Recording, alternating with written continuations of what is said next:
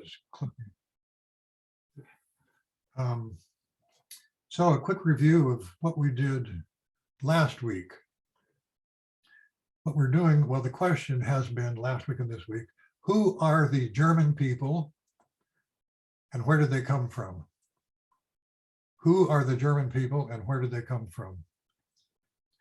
And last week we covered where they came from, part of the Indo-European language migrations from north of the Caspian Sea and the Black Sea. And what we did, we looked at a physical map Do you want that now? of, not yet, physical map of Europe and probed some questions about the geography. What is the geography of Germany? And how did the geography influence the history of Germany? We did that last week, and today's session, we're going to finish up on that. What I've done, I've selected 13 major moments in German history to illustrate the influence of geography. And all these 13 episodes, of which we did about 7 last week. Now here's the geophysical map. It's a wonderful map to show the geography of all of Europe. And the predominant feature of German geography is this. Now, although southern Europe, including Turkey and all the way over to Iran, down in the lower arrow, down in this lower right-hand corner, southern Europe, bleeding over into Asia, is very mountainous. Not so with northern Europe. And this area includes the Germanies, is called the North European Plain, the North European Plain. And it stretches all the way from the North Sea on the west, including at Denmark, beginning at Denmark and the Netherlands, Belgium and Germany. And if you go across, it's generally flat. Generally flat. Flat as a billiard table in many places, all the way across the Germany, Poland, Belarus, Lithuania, past Moscow, which is right about here, all the way, hundreds and hundreds of miles, all the way to finally a barrier, a barricade. And as you know, that mountain range now in Russia, it's called the Ural Mountains. That's the end of Europe in the eyes of geographers, physical geographers. And of course, how has that affected German history? Profoundly, in many, many different occasions in different ways. So because it's so flat, there are no, you have the North Sea and the Baltic Sea on the north, you got the Alps and the Carpathian Alps in Romania across the south. But the northern part of Europe is very flat. In other words, if there's any power, any nation along that area of Northern Europe who became strong, economically powerful, built up an army could march to the left or to the right, west or east, without encountering any physical barrier. There are no great mountain ranges that break up that Northern European plain. There are no oceans. And that means that the borders of Germany have fluctuated wildly over the past 2,500 years.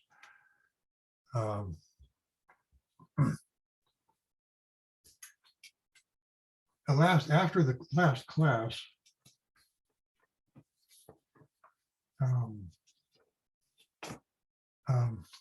Helmut Timer, who's with us, who knows a lot about Germany, since he born and raised in Bavaria, knows a lot about Germany that the rest of us don't, that most of us don't. Anyway, Helmut filled me in on some really interesting facts about the geography. This interesting insight that Helmut shared with me has to do with the North European plain. And he says this is something that Napoleon Bonaparte did not understand or didn't bother to. Adolf Hitler and the Nazis did not understand or chose not to. And that is, if you look at the plain here, starting in Germany, the plain is very narrow. Netherlands and Germany is very narrow. As you go across Poland, it starts widening out. It goes down into the Ukraine in the south, present day Ukraine in the south, and in the north, the plain widens out into Lithuania, Latvia, and Estonia, all the way to Finland, but not including Finland. Now look how wide the North European plain is here. It's very wide compared with where it begins over by Germany. And as you go into Russia, it gets wider and wider. Look at the north, all the way up to the Arctic Ocean, the Barents Sea. And in the south, it goes all the way down, includes from the Ukraine, all the way down to the Caucasus Mountains right here, which divides Europe from Asia, Turkey and Iran and India. So then once you get into Russia, the width of the Great Northern Plain, the Great European Plain, is incredibly wide. So if you want to march to, now here's the mistake that Napoleon made and Hitler. Both of them started out with the finest army probably in the Western world. Napoleon had conquered virtually all of Europe.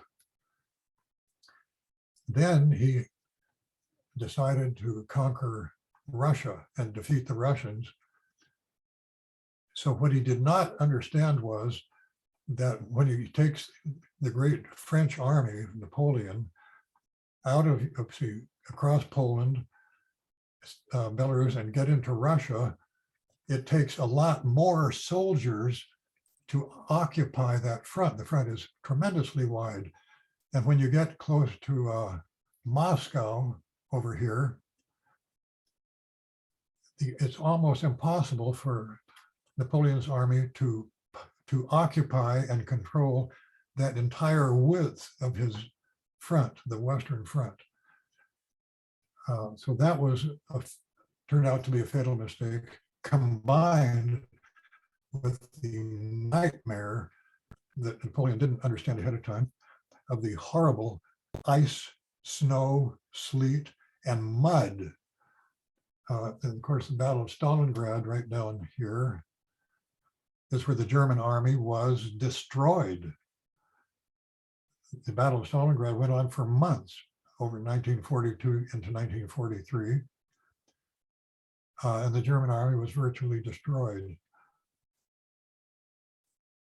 Jump 100 years later, the Nazi German army, once they gave up on had conquered virtually all of Europe, except England.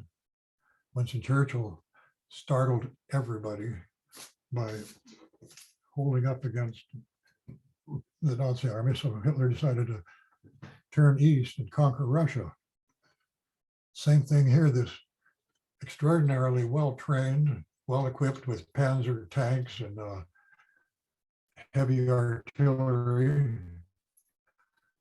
marched into Russia, and he realized he spread out, attacking Leningrad in the north toward Moscow, which he did conquer, toward Moscow and down to Stalingrad here in the south.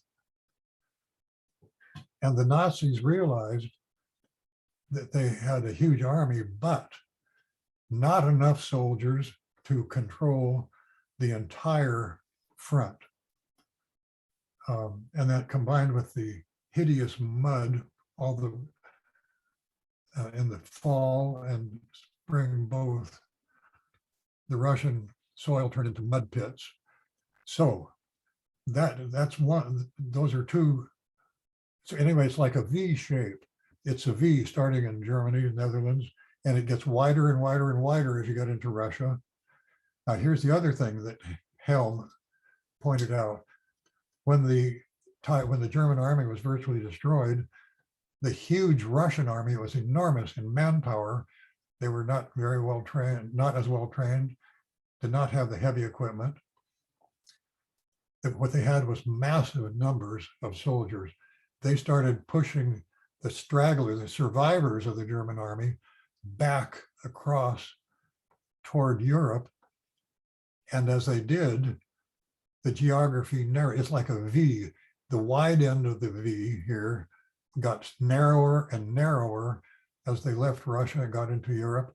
Narrow and narrow. That meant all this huge mass of Russian soldiers of the Red Army could concentrate more and more into a spear point that was deadly. And of course, they marched in and reconquered all the way to Germany, eastern half of Germany, including Berlin. It was a nightmare for the unfortunate Germans in Berlin and beyond. So now that is a fascinating insight into how the geography helped determine the outcome of Napoleon's army and the Nazi German army. Indebted to Helmut Timer for that. And of course, he understands Germany quite well since he was born there. His family had been there forever, and was raised there, spent his career of as a teacher and a principal in Bavaria. And his wife, Karen, was there for an entire career, for Helmut's career. Anyway, and hers. And her career there. So they were, they know a lot about Germany. And a big thank you, Helmut, for helping enlighten us.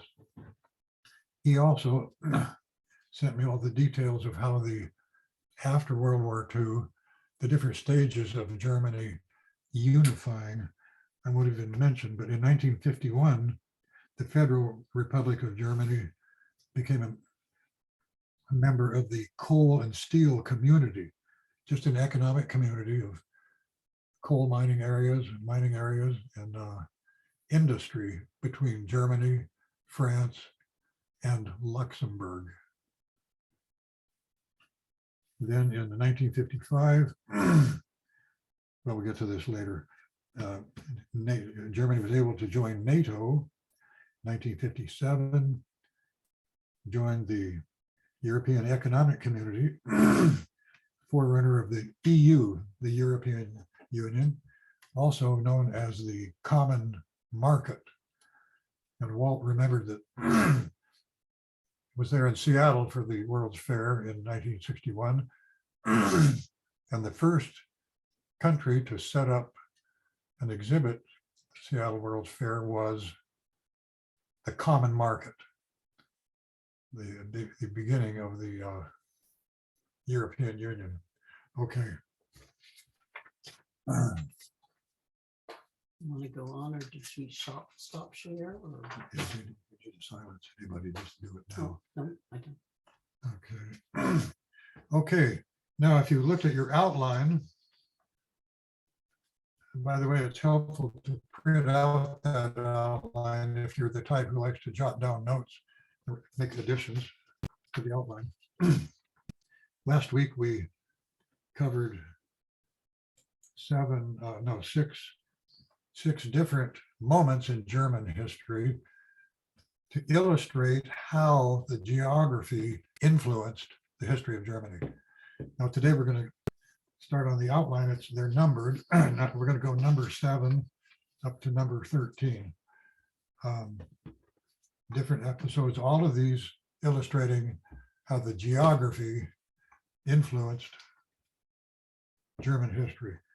Okay, number 7, we're going to, this was the important role of Martin Luther, a German monk, a cleric.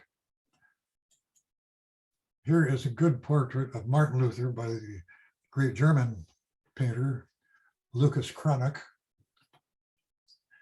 By the way, before the end of the course, we're going to be taking a look at a lot of sides of German history, namely the artistry of the German people, music, the extraordinary contribution of music from the Germans, beginning in the 1700s. Okay, Martin Luther. He of course began the Protestant Reformation. He began just as a simple Augustinian monk, member of the Augustinian order, based on the values of Saint Augustine in the 4th century, beginning of the 5th century.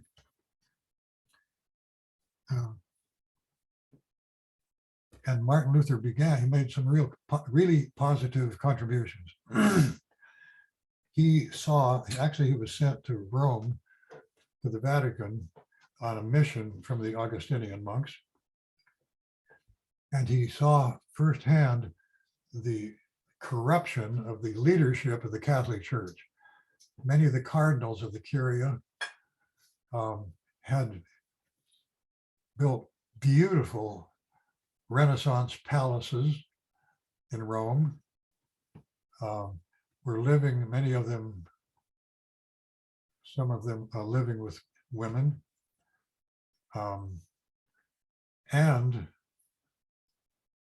there was one of the worst pieces of corruption Luther felt was that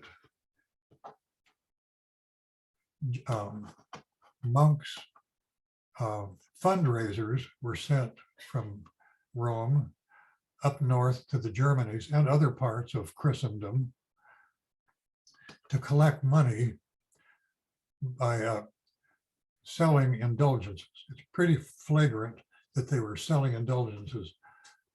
If you're not a Catholic or an ex-Catholic, you might not be familiar with the weird idea of after you die and you were a sinner, you had committed venial sins, you cannot go directly to heaven, but you went into the waiting room, which was purgatory, to burn yourself pure and then could go on to heaven.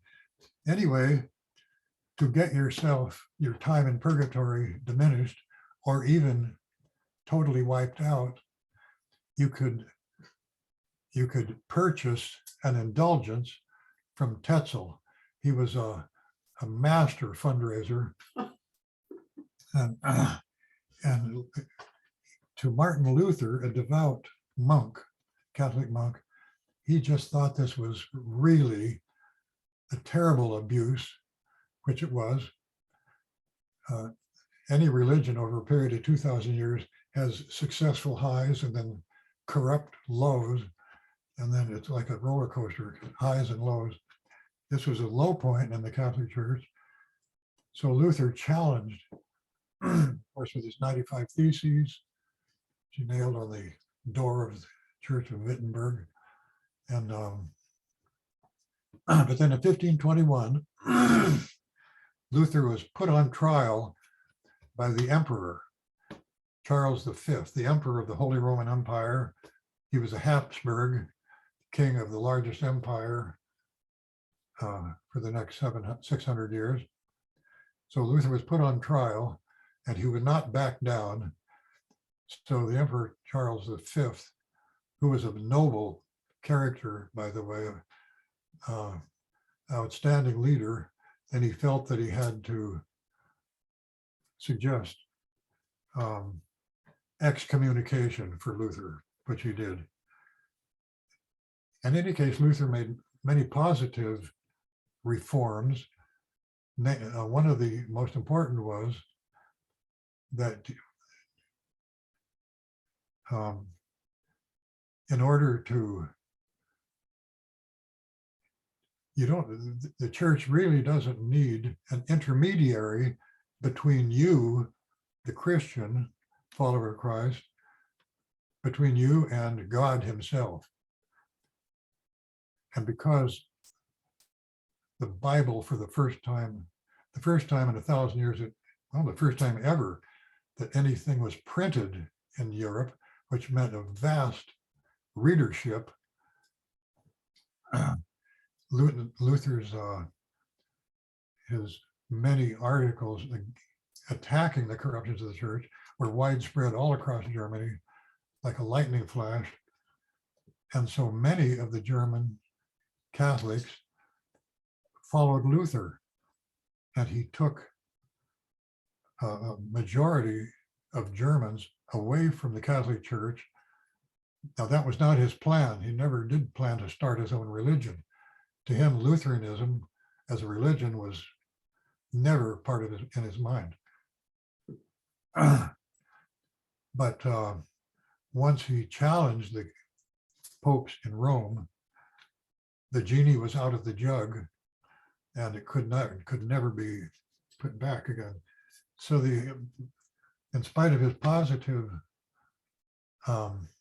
reforms, Luther had the effect, his Reformation had the effect of splitting the unity of Christendom. For 1,000 years, for more than 1,000 years, virtually all of Western Europe was Christian, a single religion, with the exception of the Jewish people, a small percentage.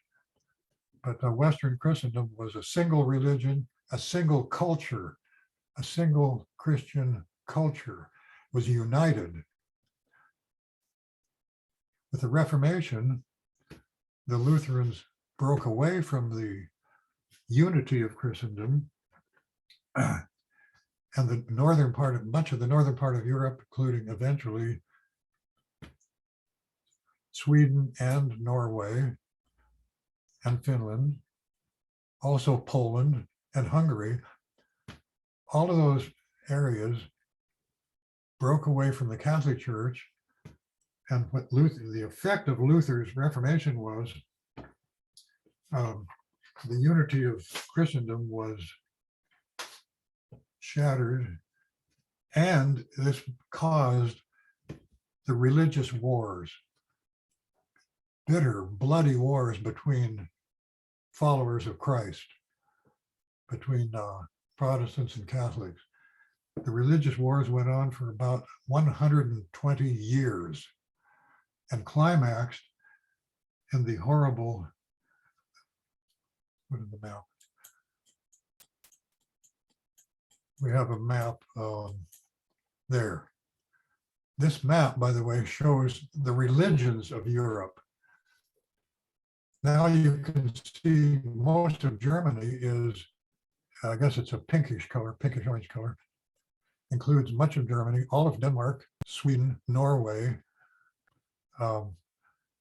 and includes Poland and Hungary. By the way, Poland and Hungary was only temporarily away from the Catholic Church and joined Luther, but fairly swiftly, Poland and Hungary were converted back to the Catholic religion. A new religious order was created by Ignatius of Loyola, Saint Ignatius of Loyola, and the purpose of that order was to create high schools and universities, and to educate the unlettered, and to teach them about the truth in the viewpoint of the Catholics. And so the Jesuits were able to set up universities in Poland and Hungary. Over here on the right side, of course, are the long stripes.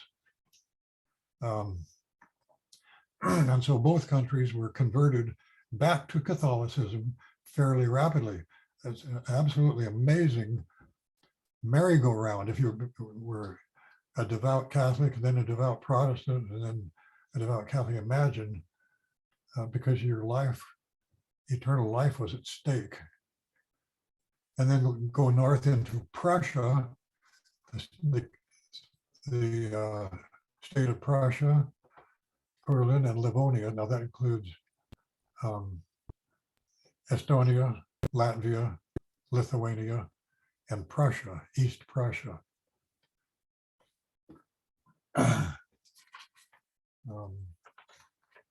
So the last of the war, of the final explosion, the fireworks of the wars of religion was the 30 Years' War. It's on your outline. The 30 Years' War involved almost every country in Europe. They sent armies or huge financial boost.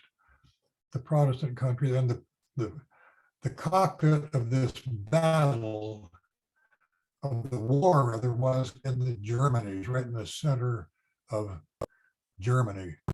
And the result was the economy. Germany was totally devastated. Your outline says that, notes that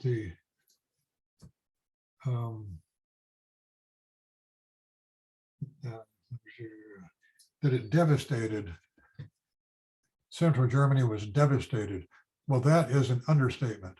Central Germany was virtually destroyed. The economy never recovered for 200 years after the devastation. An appreciable percentage of the German people were either killed, and the civilians suffered even more because some of their towns were burnt and destroyed. And so you had hundreds of thousands of German people out on the roads, leaving their homes that had been burned, destroyed, and plundered. And the German people savaged by especially the Swedish army of Gustavus Adolphus, the most brilliant commander on either side.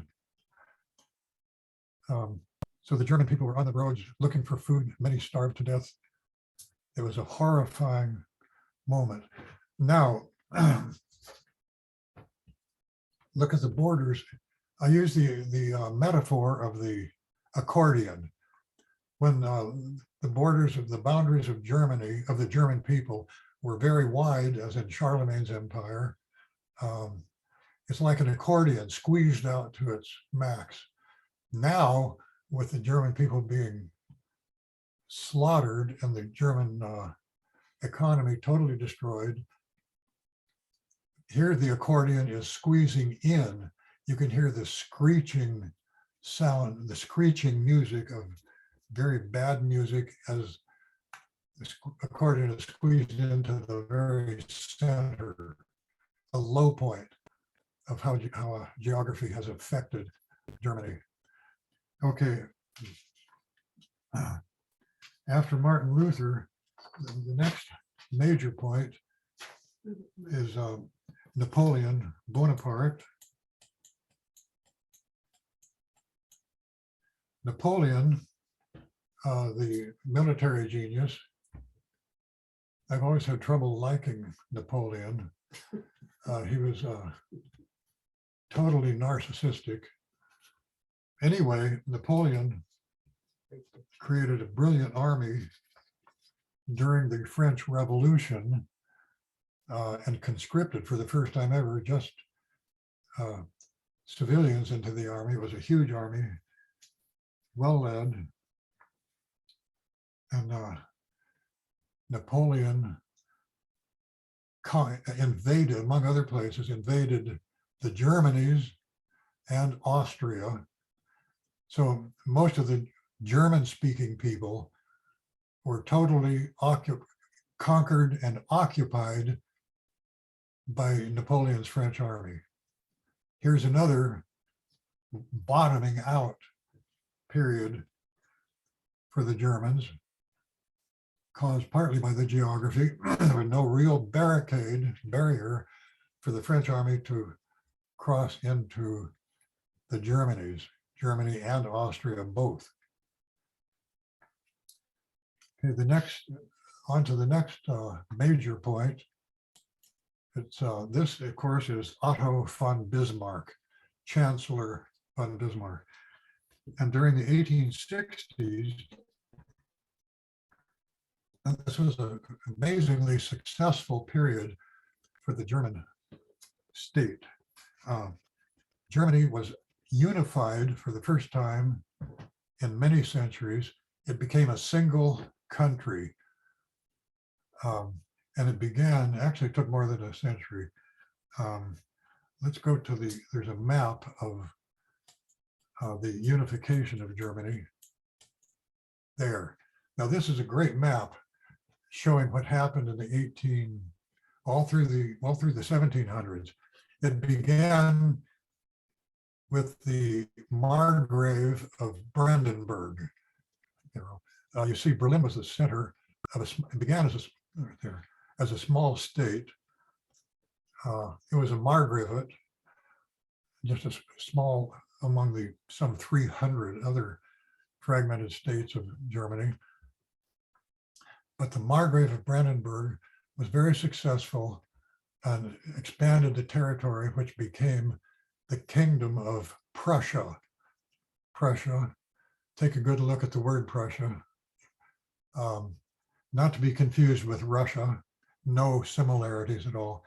Anyway, Brandenburg became expanded into the Kingdom of Prussia over 1.5 centuries, and it expanded way to the east to include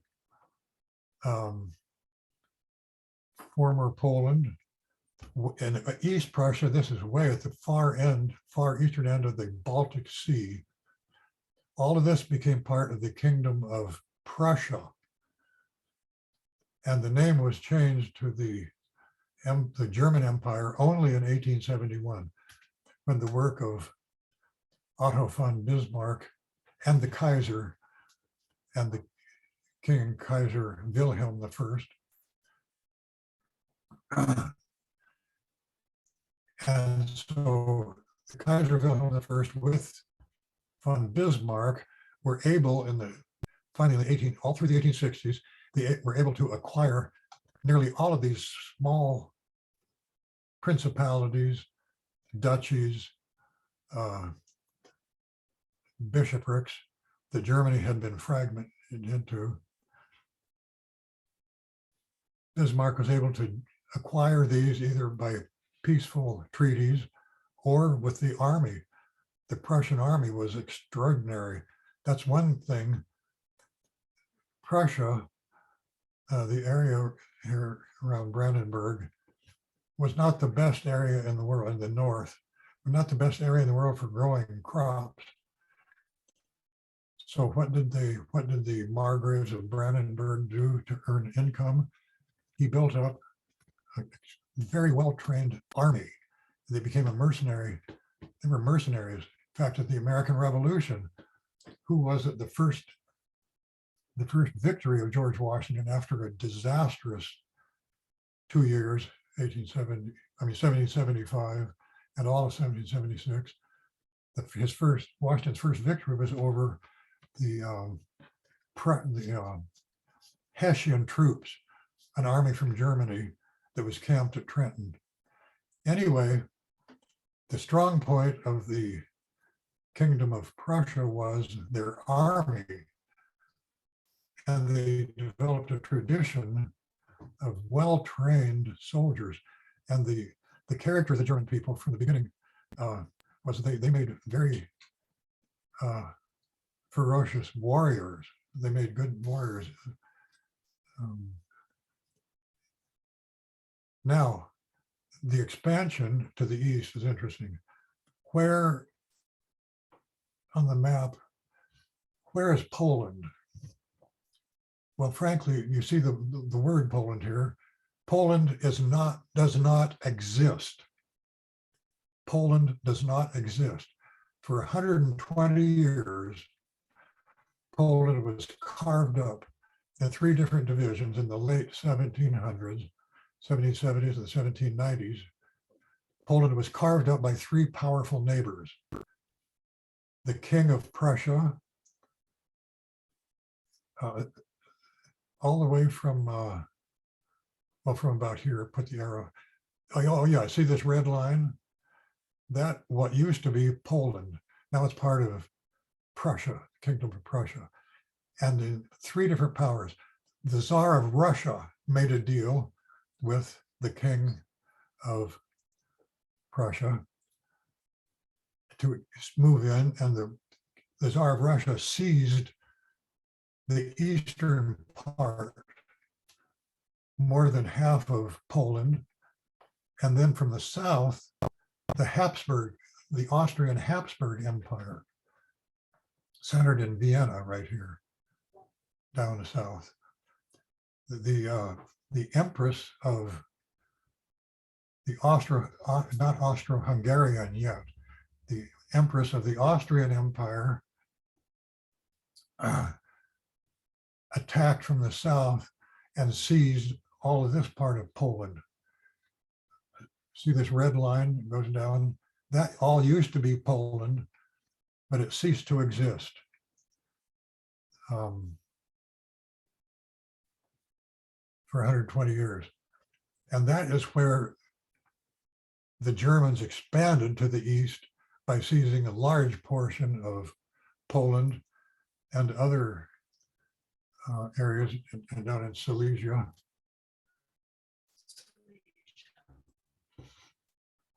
So by the end of the 1860s, let's go back to von Bismarck. Okay. Picture of the Iron Chancellor. This is the Iron Chancellor, Otto von Bismarck. He encouraged the Kaiser Wilhelm I, William I, to continue expanding the Prussian army.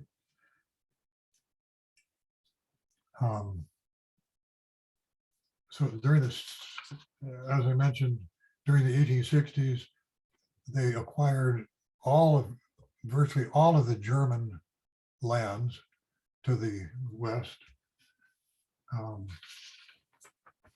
And then at the same time, there was a war. The Prussians waged war. Well, in 1870 and 71, they waged war against France. Now at this time, the Prussians, it was still the Kingdom of Prussia. It would become the German Empire this year, 1871. So the German army, Prussian army entered France. It was a 6-month war. The French army was quite weak at the time. And the leader, Napoleon III, was not the most effective leader. And in the one battle, the Battle of Sedan in France, the French army was totally defeated and basically destroyed by the Prussian army, Bismarck's army. And so the treaty, this was so humiliating to the French, because at the Battle of Sedan, the French leader, Napoleon III, was actually captured alive in the battle. Napoleon III was captured alive and held as a prisoner by the Prussian army, by Bismarck. So this is the point where the accordion, the boundaries of the German people have expanded hugely to the east, devouring much of Poland, now to the west, conquering all of France. But so they forced a treaty upon the French that Napoleon III had to sign, and it gave important lands of France over to Germany. The Rhine River, the Ruhr Valley area that used to belong to France, that was the industrial center. The industry of Prussia and France both were in that one area. the Ruhr Valley, and that France had to sign away that to the Prussians. So that war was going on at the same time. And so finally, in 1871, there was a grand ceremony of crowning the King of Prussia as king, not only king, but emperor, the Kaiser, the Caesar. And where did this crowning of the new emperor of the German Empire, where did it take place? In Paris. This was the deepest insult. Not only did they conquer France, but the French authorities and army moved into Paris, and in one of the most sacred places in all of France, the Palace of Versailles, in the Hall of Mirrors. This had been built at great expense by Louis XIV earlier around 1700. Actually took decades to build it. So in the Hall of Mirrors, one of the most beautiful rooms in all of Europe, the French ruler had to sign away, and the treaty, and then the crowning, and then Wilhelm I was crowned king of the German Empire, king of the Second Reich, emperor of the Second Reich in Paris, or in Versailles. It's 14 miles north of Paris, or west of Paris.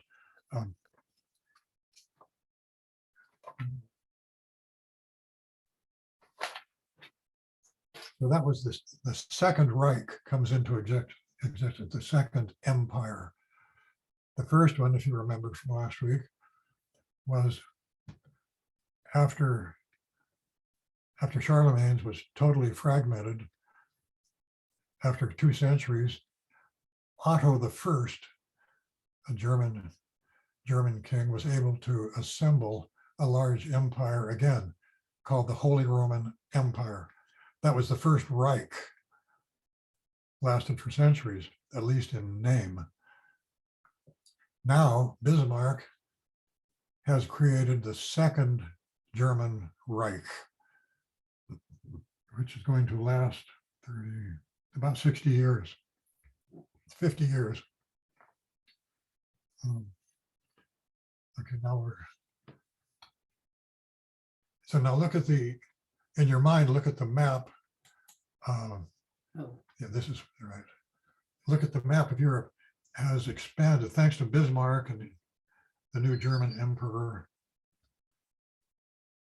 The boundaries of Germany have expanded hugely into parts of France, some of the most valuable parts of France, the industrial areas, and to the east, having devoured much of Poland.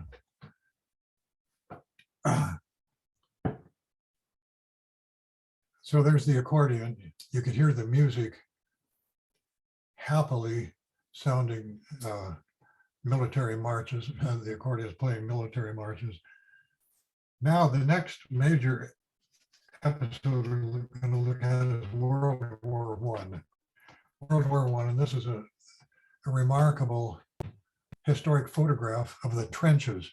This, I'm pretty sure, is a German soldier in the trenches, but you can see a destroyed tank on the right-hand side, and this is a destroyed, I don't know if this is a tank or what. Anyway, a huge piece of artillery on the left side. It's not only a tank, it looks like a bulldozer, a piece of heavy equipment. So World War I was a war that nobody wanted, and it's the reasons why it built up is still studied by historians and by leaders.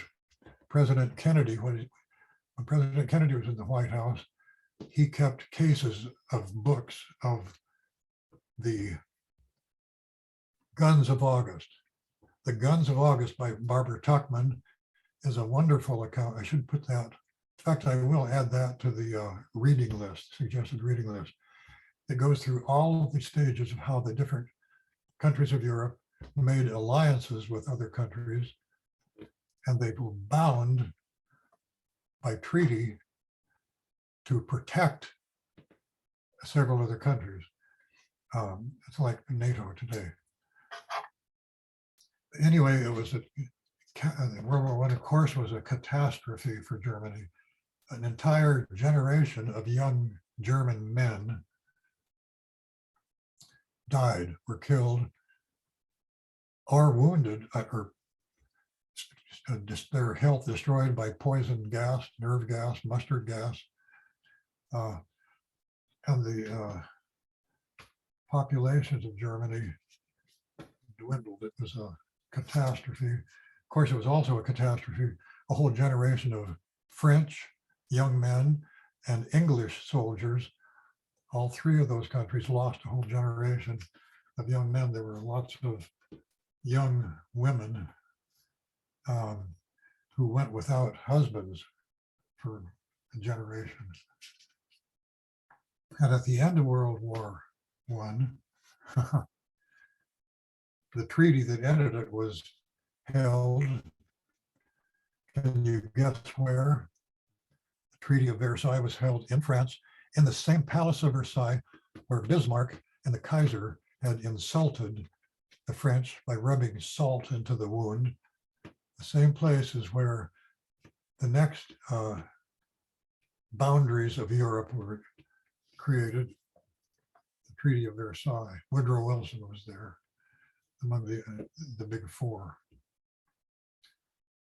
So the size of Germany now, if you look at the borders, shrunk dramatically. They lost huge areas of territory in the east, Poland and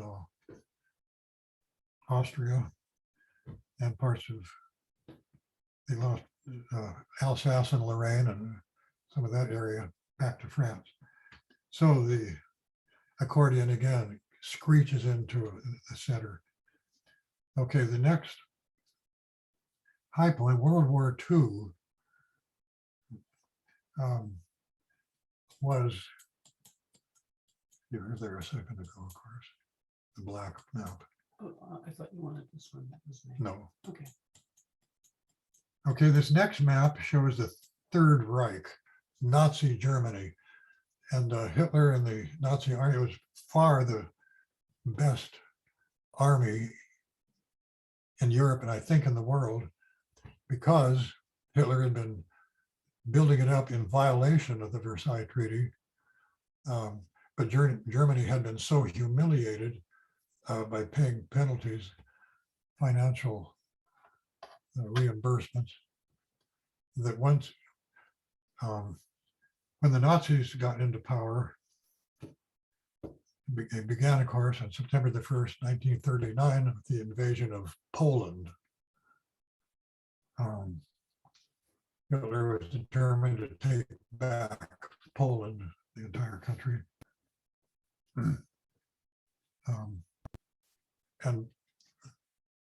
And Hitler proclaimed the Third Reich, which he promised was going to last for 1,000 years. This is the Reich of 1,000 years.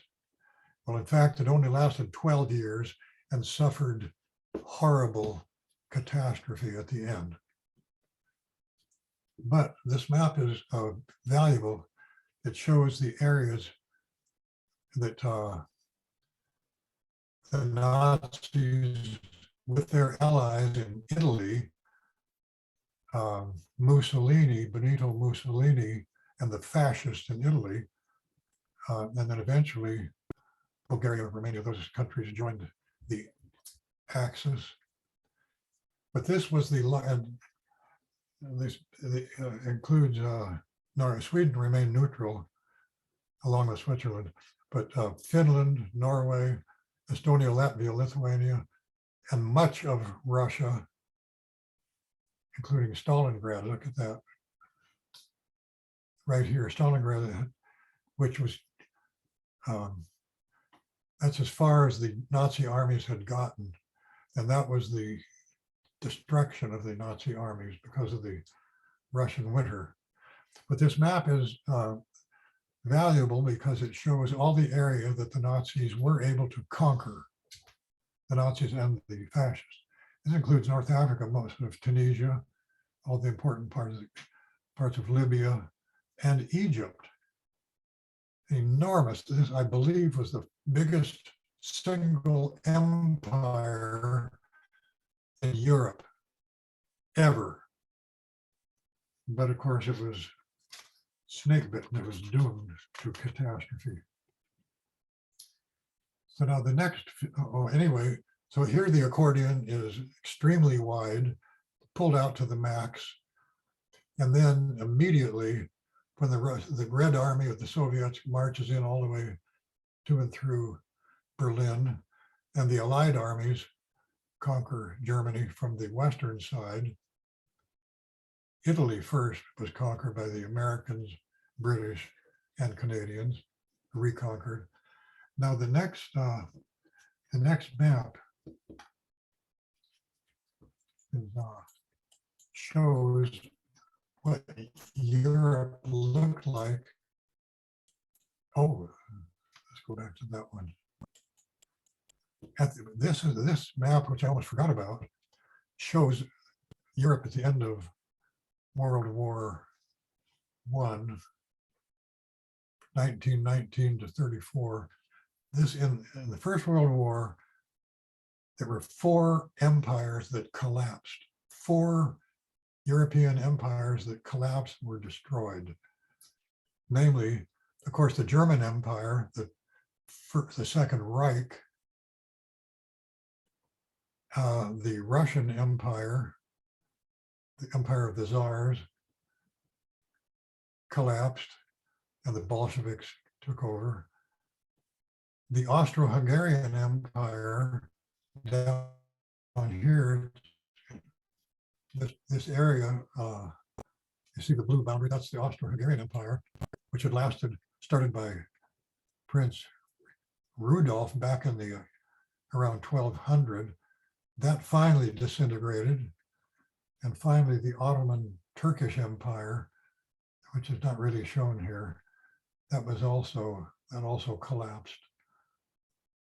So this changed Europe hugely in World War I. And this was the outcome after the Treaty of Versailles.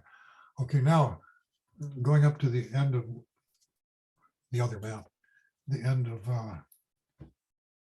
yes, World War II. Now, what we're looking at here, this is a good map of the Germanies. The entire East, all of Poland, of course, was reconquered by the Red Army, the Soviet Army. East Prussia was conquered, all in this brown area here, brown tan area, Pomerania, Silesia, formerly parts of Poland. That was all returned to Poland. And in the West, Germany,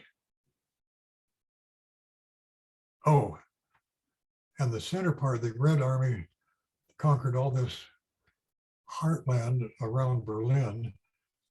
So that became the Soviet occupation. Over here on the West side, you have the bottom line, Germany was totally occupied and divided up by the 4 enemy armies, the 4 enemy countries. Up here in the north, this was the French zone. The French army occupied that at the end of the war, centered on Hamburg.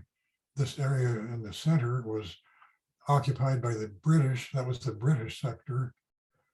And then the bottom sector, this was occupied by the Americans. So you had this is the period of occupation by the conquering enemies. Germany itself, the state of Germany was totally destroyed, did not exist. All of Germany was occupied by the enemies.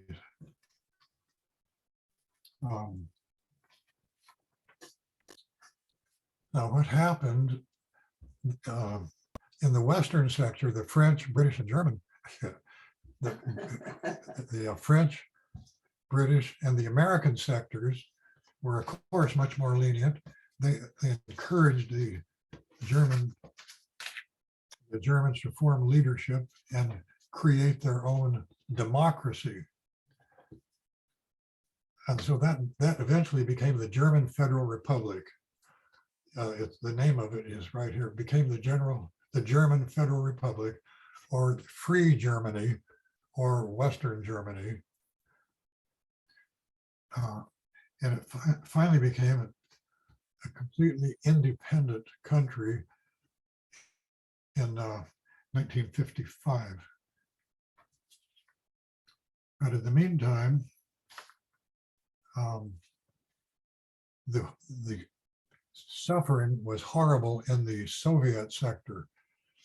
The Germans, the unfortunate Germans who were occupied by the Soviet army, and then German communist leaders who were, of course, puppets of the Soviet Union.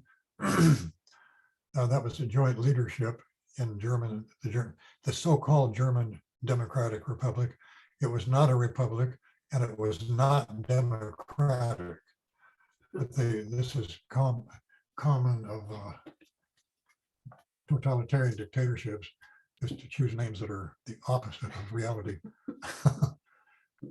So in the Soviet section, the Germans were so repulsed by being governed by Russians and Russian puppets that an extraordinary thing happened. In the 5 years after the war, from 1945 to 1950, 15 million peoples left the Soviet occupied East Germany and other Soviet occupied areas. They walked, bicycled, and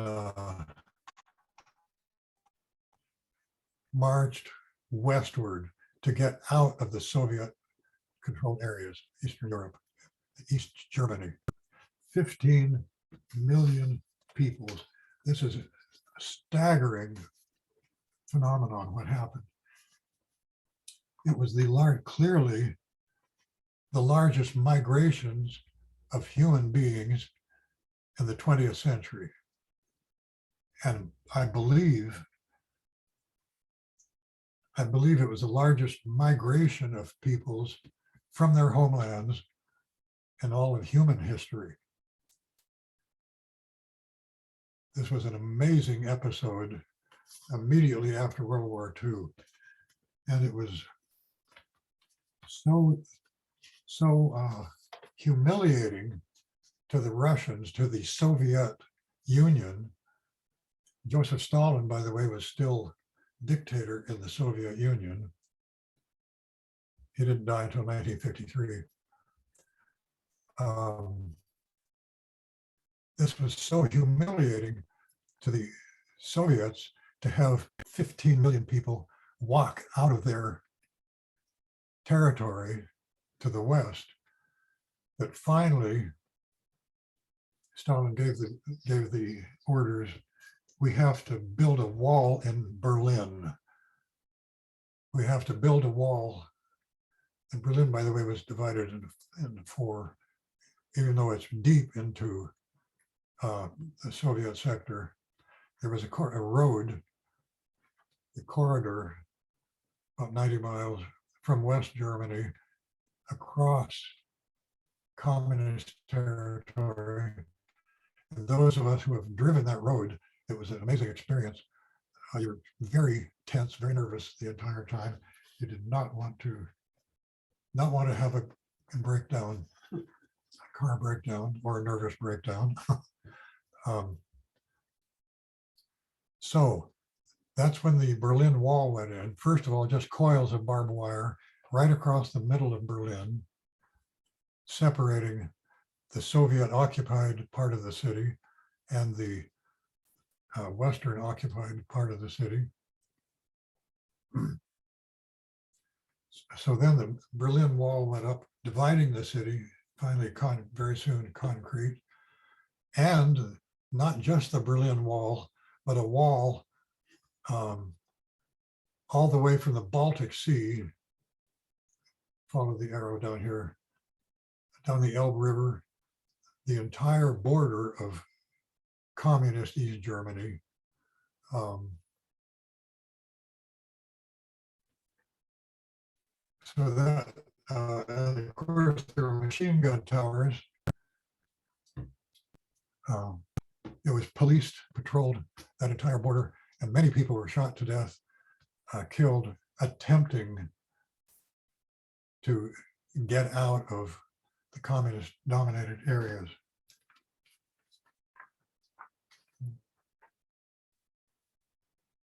Good places.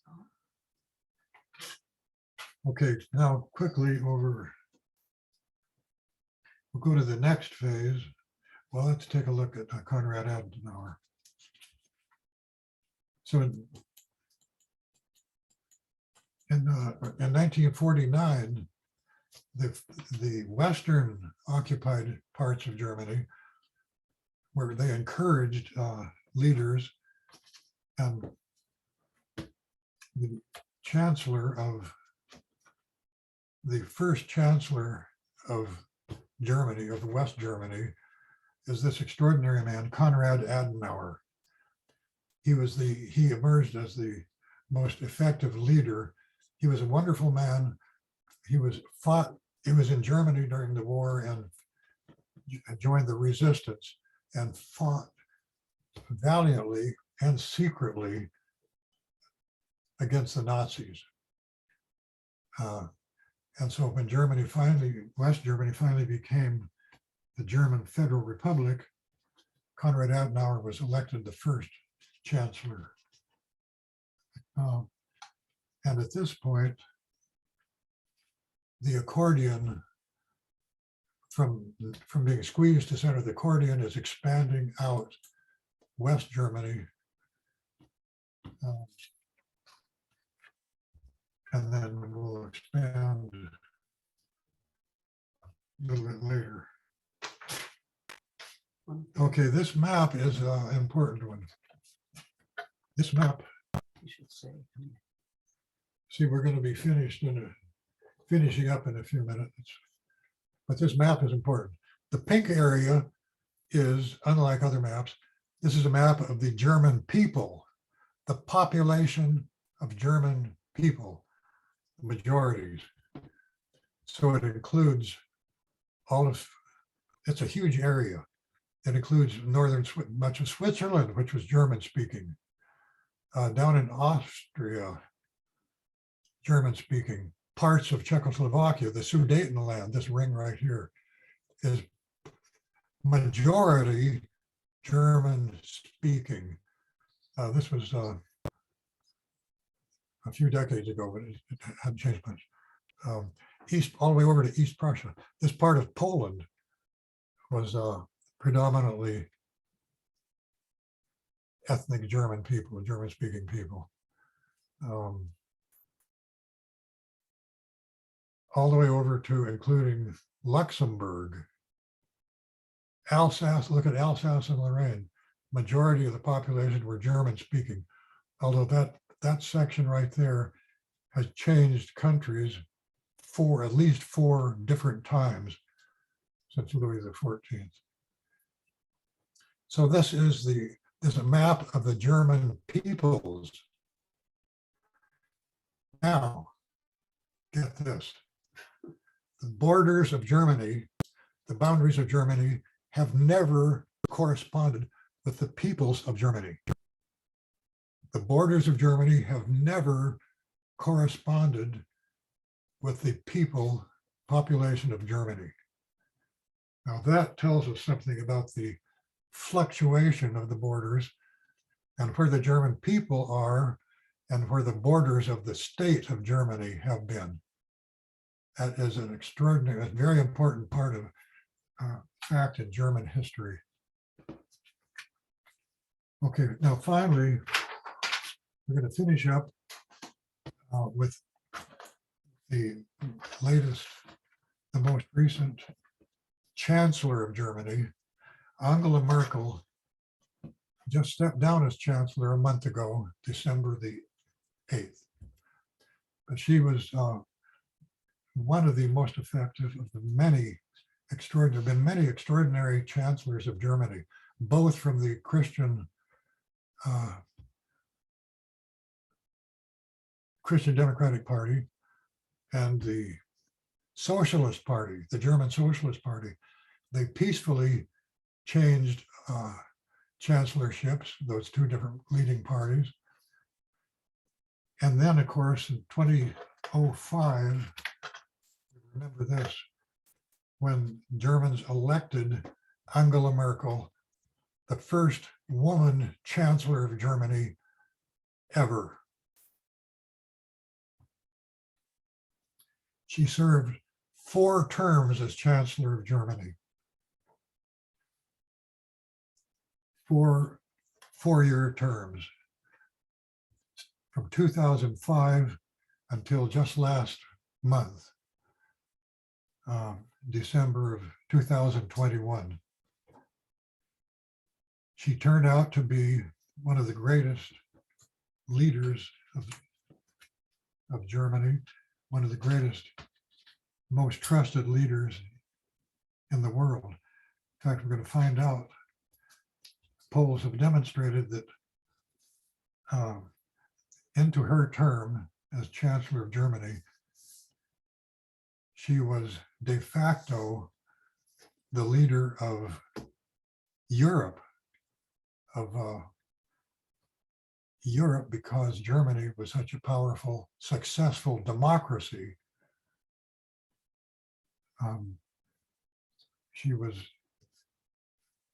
Pollsters show that she was recognized as the most trusted leader in Europe, and brace up, she was recognized as the most trusted leader in the world. Now, her life story is so fascinating. Do it next week. No. Oh. Let's see. We're going to finish up aiming at 9:15, about 5 minutes. Her life story is so fascinating. You got high points on your outline. She grew up, of course, her whole childhood and education were in communist East Germany. Her childhood education was in communist East Germany. Her university years in Soviet-occupied East Germany. Her father was a Lutheran minister, and so he was a subject of special interest by the Stasi, the dreaded secret police, the horrifying secret police, where you never knew which neighbors would narc on you. And of course, Angela here grew up in that. She learned to be, from her father, learned to be low profile, to keep your mouth shut and observe other people. She was a master of that. So what in her college years, what did she, well, first of all, when she was a teenager, there is a competition every year in communist East Germany. It's called the Russian Language Olympics, a competition, the Russian Language Olympics. And of course, everybody in Germany had to take Russian in the schools. And if you were ambitious or wanted to get along, wanted to function well, you learned you learned Russian very well. And this teenager, Angela Merkel, was so good at the Russian language, she entered the competition nationwide, the Russian Language Olympics, and she won first place. So she was immediately recognized as a very intelligent girl. And actually she was recruited by the Stasi, the secret police. They went to her when she was a young woman and tried to get her to join the Stasi and spy on her neighbors.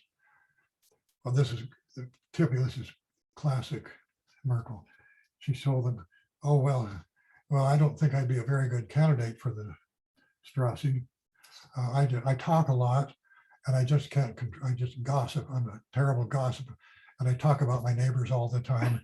I think that you'd find me a very poor choice as a member of the secret police. Very clever. And then when she got to the university, the name of the university she went to, Karl Marx University. But she was wise enough. What did she major in? She did not major in political science or government. She majored in sciences, in physics. Physics, of all the subjects in a university, physics did not appear to be threatening. There was very little of Leninism, Marxism that you could proclaim as a physicist.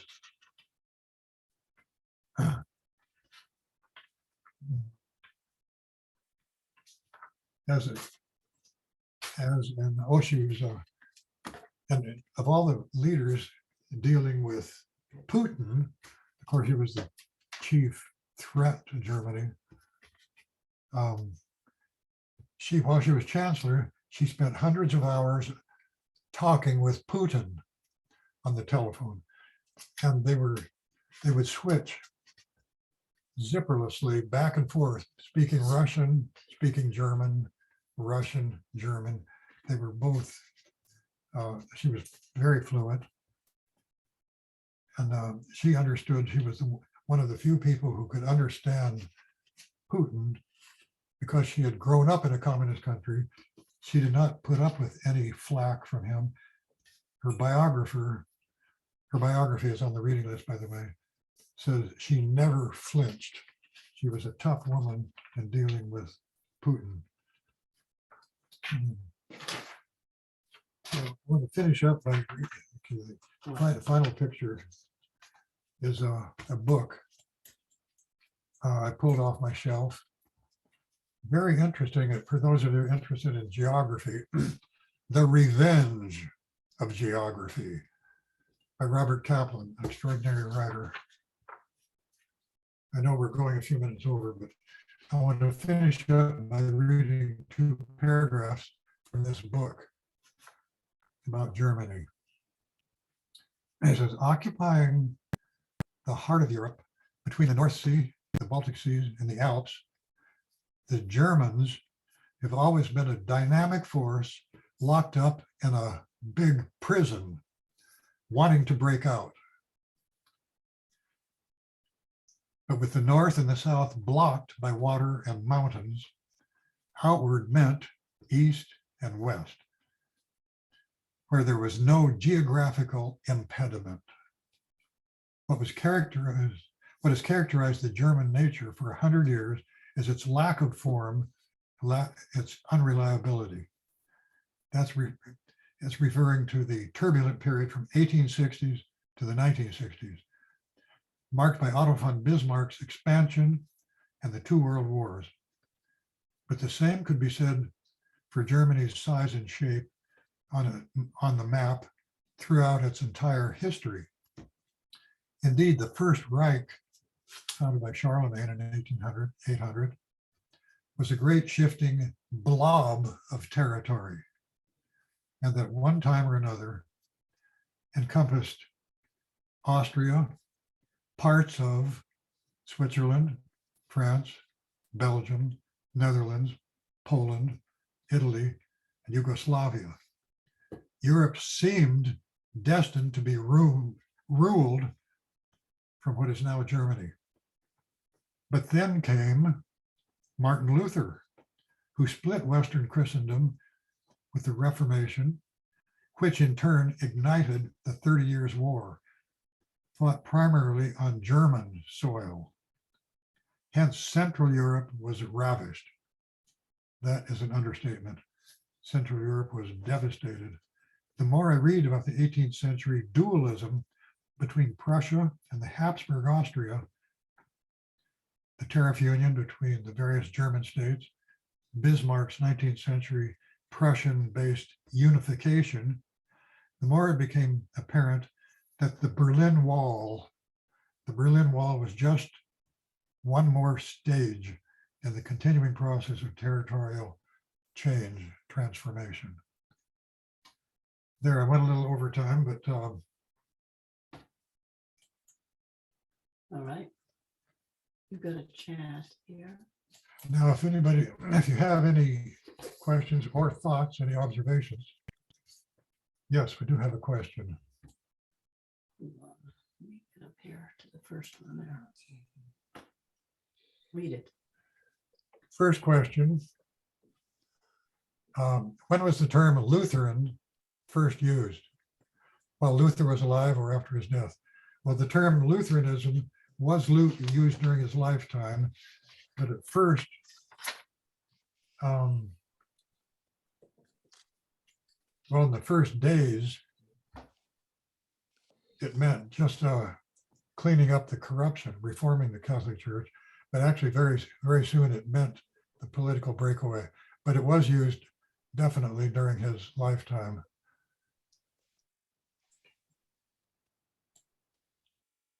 Another question. I go back to this. Okay, regarding the religious map, what is the Ottoman religion and how does it differ from Muslim? Okay, that's a good question. In brief, the Ottoman Empire, which began with Osman in the 1200s, became Muslim, became Mohammedan, and it was straight through until Mustafa Kemal Ataturk finally tried to stamp out the Muslim religion after 1919, when the Ottoman Empire collapsed. That's so it was. And today, again, the Muslim religion is being taken over by the current president of Turkey is an avowed Muslim and is persecuting. He's making it more and more Islamic. Okay, another question. Was the signing, oh, this is from Mary Jane. Was the signing of the Treaty of Versailles in the Hall of Mirrors meant as a rebuke for the insult crowning the Kaiser Wilhelm in the Hall of Mirrors decades earlier? Yes, everybody in France remembered the insulting humiliation in their own most beautiful hall. And so that is one reason, that's one of several reasons why the treaty was worked out over a period of several months in the Hall of Mirrors, the Palace of Versailles, which was a deep humiliation to the German people. And the treaty itself that they carved out was not only a huge insult to the German people, but it was impossible it made it impossible for the Germans to pay back the retribution. Yes. Okay, another question. Oh, here's one from Elena. Why do you think Nazi Germany respected the neutrality of Switzerland and Sweden? Well, that's a good question. Switzerland had for centuries been neutral. Ever since the episode of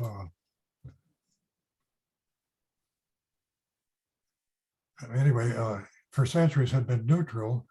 They were wise enough, and because Switzerland had been multi-ethnic and multicultural, they insisted on being neutral.